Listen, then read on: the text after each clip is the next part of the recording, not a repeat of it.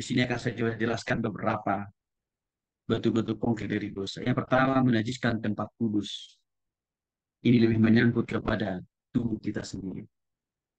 Menajiskan tempat kudus tubuh kita sendiri. Contoh konkretnya adalah orang masih mengkonsumsi rokok, miras, dan narkoba. Itu bagian daripada menajiskan tubuh kita sendiri sebagai baik. Yang kedua, kemunafikan, ketamakan. Hati-hati juga kita masalah hepen nih, dok. Menghujat atau menolak, menentang firman Tuhan atau Roh Kudus, melanggar hukum perintah Tuhan. Kesombongan tadi saya sudah singgung banyak tentang bahayanya kesombongan ini, Bapak Ibu, menularkan banyak dosa-dosa yang lain, menjadi batu sandungan ketidaksetiaan atau ketidakkonsistenan dalam tindakan dan perkataan. Hati-hati kita juga dengan itu. Apalagi kita ini anak Tuhan, Bapak Ibu. Ya, Bapak kita di surga konsisten, setia dalam setiap ya apa yang dia katakan itu juga dilakukan. Kita pun juga sebagai anaknya harus begitu, Bapak Ibu. Ketidaksopanan. Ini bicara masalah etika. Etika komunikasi, etika berpakaian, ya, etika melayani, ya, juga apa? Ada etika bagi seorang profesional dan bahkan juga sebagai pengusaha, Bapak Ibu. Ya, tidak berbuah. Yohanes pasal 15 ayat 16. Tuhan akan potong. Maka kita harus menghasilkan buah. Buah apa? Karakter, sifat perilaku, tapi juga ada buah yang lain. Itu apa? Jiwa-jiwa yang kita bawa kepada Kristus. Amarah. Amarah itu orang yang selalu hobinya, sukanya, apa? Kesenangannya apa? Marah. Matius 5 ayat 20. Yesus memang pernah marah dicatat dalam perjanjian baru, tapi bukan marah-marah. Gitu Bapak Ibu. Yesus itu marah, jelas dulu persoalannya. Karena kenapa? Orang-orang Farisi waktu itu sudah menyalahgunakan tempat ibadah bait Allah untuk apa? Menjadi pasar, menjadi mall, tempat untuk apa? Menjudi, Bapak Ibu.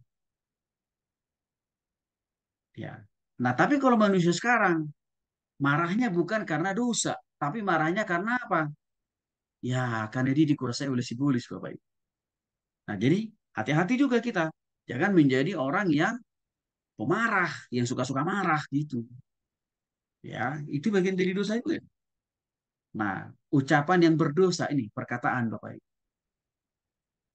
Ya, kita Yakobus mengatakan, Tuhan hanya memberikan kita satu lidah. Satu lidah yang sama kita pakai hari Minggu memuji Tuhan. Tiap pagi berdoa baca Alkitab, lidah yang sama kita pakai. Tapi janganlah lidah yang satu, yang sama kita pakai juga. Di hari Senin, Selasa, Rabu, Kamis cuma satu. Menghujat orang, mencaci maki orang, menghina orang. Lalu tiba-tiba hari Minggu, kita pakai lidah yang sama, memuja-muji nama Tuhan. Tidak boleh. Kalau hari Minggu kita pakai lidah kita memuji nama Tuhan, hari Senin, Selasa, Rabu, Kamis, Jumat, Sabtu. Juga kita harus pakai lidah kita, mulut kita untuk tetap apa? Memperkatakan hal-hal yang benar, hal-hal yang mulia, hal-hal yang adil, hal-hal yang agung, hal-hal yang tulus. Jangan kita pakai mencaci maki konsumen klien kita. Jangan kita pakai mencaci maki istri kita, anak kita. Jangan pamer. Matius 6 ayat 1 sampai 18. Ini juga dosa yang sangat begitu masuk dilakukan oleh banyak orang. Apalagi dengan penggunaan media sosial. Dia sudah banyak pejabat karena istrinya suka pamer tas mewahnya, baju mewahnya.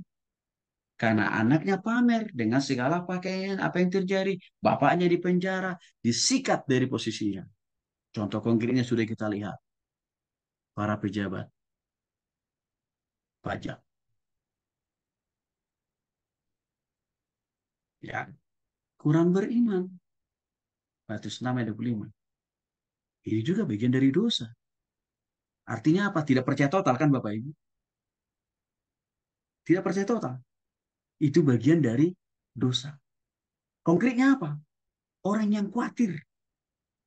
Khawatir loh Bapak Ibu. Seringkali kan orang berpikir selama ini khawatir itu manusiawi Pak Pendeta. Artinya apa? Biasa. Artinya bukan dosa, enggak dosa. Kurang beriman sama dengan khawatir, itu bagian dari dosa. Tuhan memberikan kita 365 hari dalam setahun. Tapi tahukah Bapak Ibu, setiap hari kita diingatkan dalam Alkitab, jangan khawatir. Untuk itulah Tuhan munculkan sebanyak 365 kali, baik dalam perjanjian lama dan juga perjanjian baru. Tuhan selalu mengatakan, jangan khawatir, jangan khawatir, jangan khawatir. 365 kali catat dalam kitab PL dan PB. Apa maksud Tuhan di balik semua itu? Setiap hari kita diingatkan minimal 1 kali, jangan khawatir. Tapi apa yang terjadi? Manusia selalu terus menerus hidup dalam kekhawatiran. Dan itu adalah bagian dari dosa. Jadi Bapak Ibu yang dikasih oleh Tuhan Kristus, mungkin kita tidak pernah merampok milik orang lain. Tapi kalau kita kurang beriman, artinya khawatir juga kita berdosa. Maka jangan kita menghadirkan, mengecilkan khawatir itu sesuatu hal yang manusiawi. Enggak loh Bapak Ibu. Itu dosa.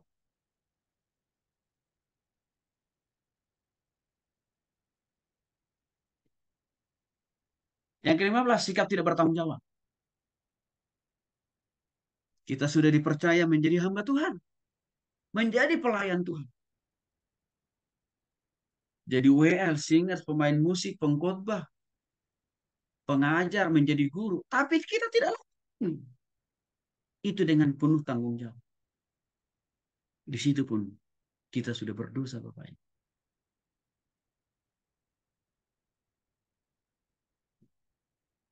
Walaupun kadang-kadang orang Kristen menganggap, itu kan bukan dosa. Enggak. Nanti Bapak Ibu bisa lihat Matius pasal 25, ayat 14 sampai 30, dan juga Lukas 19, ayat 11 sampai 27. Tidak bertanggung jawab melakukan tugas pelayanannya. Itu adalah bagian dari dosa. Sama Bapak Ibu. Tuhan sudah berikan kita pekerjaan. Tuhan sudah berikan kita usaha dan bisnis. Tetapi di tangan kita, pekerjaan itu tidak beres-beres. Tidak makin lebih baik usaha dan bisnis itu. Itu juga bagian dari dosa. Karena pekerjaan itu dan bisnis itu bagian dari pelayanan juga loh Bapak. Jangan lupa. Sama. Kita sekarang dikasih kesempatan oleh Tuhan untuk belajar dan kuliah. Tapi kita tidak pernah mau datang kuliah. Berarti artinya apa? Ini juga bagian daripada dosa tidak bertanggung jawab. Sama halnya misalkan Bapak Ibu. Saya sudah buat jadwal. Kita kuliah hari ini. Tapi tiba-tiba saya nggak ngajar. Ya, bukan karena sakit. Karena malas saja misalnya. Di situ pun saya berdosa juga. Karena saya tidak menunaikan tugas saya dengan penuh tanggung jawab. Apalagi kurang berdoa, Bapak Ibu.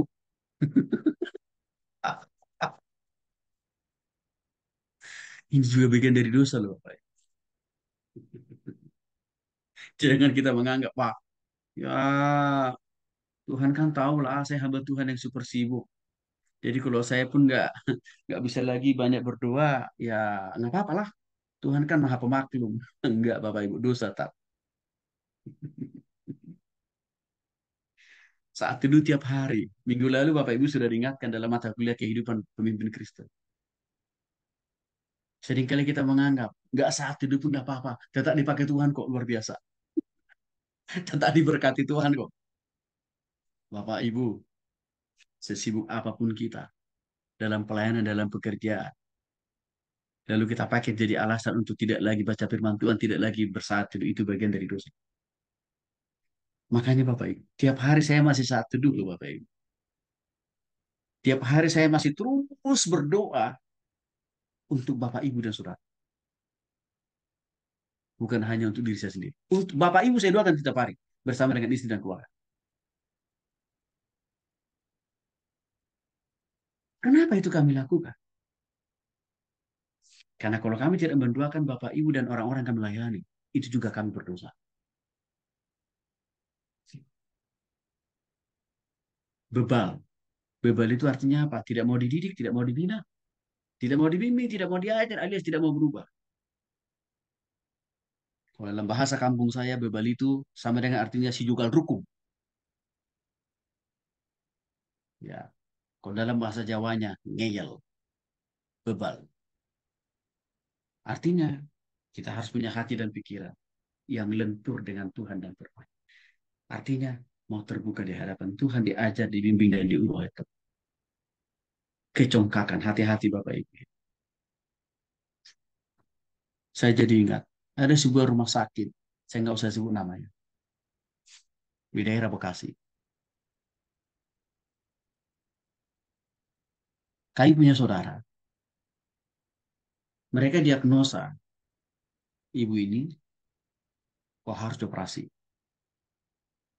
Pihak rumah sakit sudah tentukan tanggal, hari, minggu, bulan, tempat, jam operasi laksanakan. Saudara saya ini sudah datang, bahkan sudah di ruang operasi, bahkan sudah diperiksa dokter, siap mau dioperasi. Tapi Bapak Ibu apa yang terjadi? Tiba-tiba dengan seenaknya pihak dokter dan rumah sakit membatalkan operasi itu. Akhirnya apa yang terjadi? Saudara kami ini pulang. Padahal penyakitnya itu menurut rumah sakit dan menurut dokter di rumah sakit itu. Penyakitnya itu hanya bisa sembuh kalau dioperasi. Tapi tiba-tiba pihak rumah sakit dan dokter membatalkan operasi. Congkak Bapak ini. Lalu kami tanyakan, kenapa nggak dilakukan tindakan operasi? Alasannya, karena ya tidak ada anggota keluarga yang menemani. Loh, kami bilang, di sana anggota keluarga sudah datang. Bahkan ketemu dengan pihak rumah sakit, ketemu dengan dokter. Bahkan anggota keluarga kami tanda tangan juga di surat pernyataan. Siap untuk dilakukan tindakan operasi.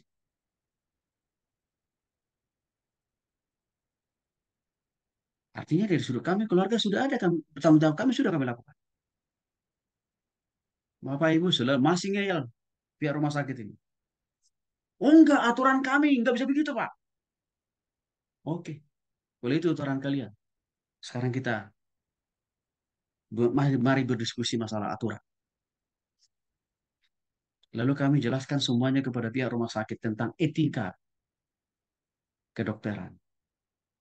Apa yang seharusnya dilakukan oleh dokter termasuk rumah sakit waktu seorang pasien sudah di meja operasi, tapi tidak dilakukan tindakan operasi. Kami tunjukin pasal-pasalnya Bapak Ibu.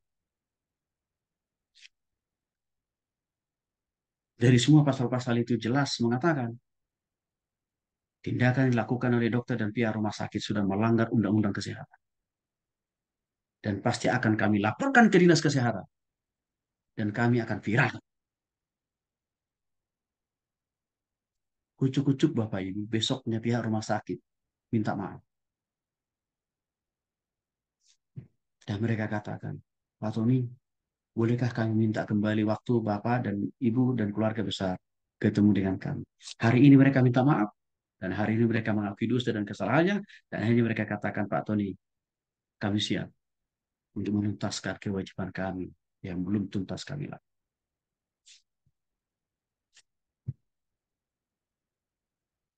Nah, jadi masalah kesombongan ini sekarang di mana-mana lagi masif juga, Bapak. Tidak benar dan tidak adil. Penting ini, Bapak Ibu ya. Jadi jemaat kita itu bagaimanapun ekonominya, usahanya, berapapun persembahannya tiap minggu, besar kecilnya perpuluhan mereka, kita harus adil tetap melayani mereka. Tidak boleh pilih-pilih. Nggak boleh. Benar dan adil. Kalau ada sebagian hamba Tuhan, oknum hamba Tuhan, yang tidak adil terhadap jemaat hanya karena melirik perpuluhan dan persembahan dan kekayaan jemaatnya, jangan sampai kita ikut-ikutan. Jangan Bapak Ibu. Bapak Ibu, 50% waktu saya itu lebih banyak melayani orang yang bukan jemaat saya langsung. 50%. Bukan jemaat saya langsung yang saya layani itu 50%. Alias apa? Dari gereja lain kok. Tapi saya nggak mau peduli. Mereka itu gereja A, B, C, X sampai Z. Karena tugas saya untuk semua orang, untuk semua jemaat, untuk